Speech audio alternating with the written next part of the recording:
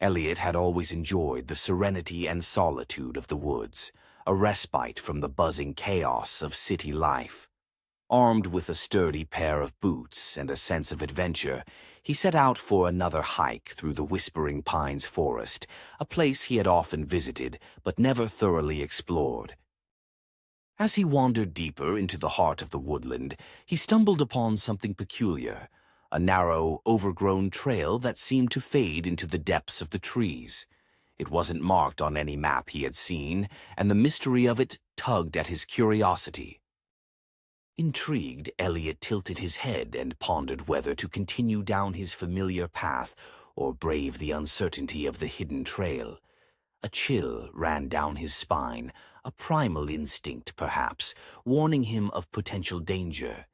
But Eliot was not one to turn back from a mystery.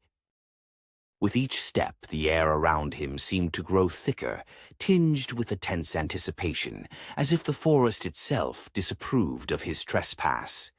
The path wound and twisted in perplexing directions, a confounding maze that seemed designed to disorient the traveler.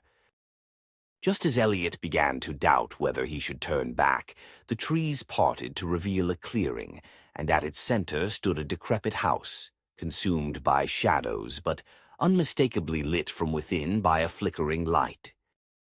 Despite the alarms ringing in his mind, Eliot was drawn to the house. It was old and forgotten, but there was life there, faint and ghostly. He approached cautiously, his heart pounding in sync with the rhythm of the light, which guttered and wavered like a heartbeat.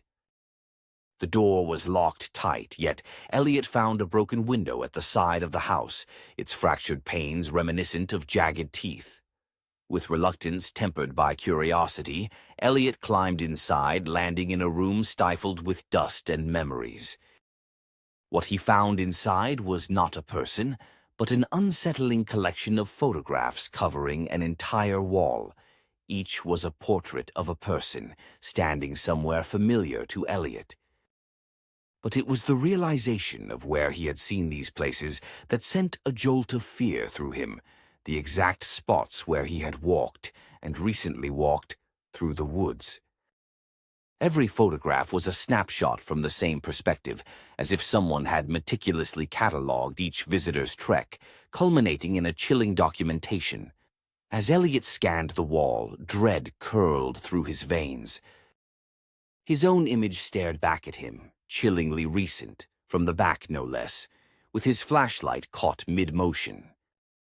But it wasn't just him. A sinister figure hovered behind him in the photograph, its eyes glowing warmly, malevolently inviting. Eliot's breath stopped short as he swung around, his flashlight swinging wildly in the darkness.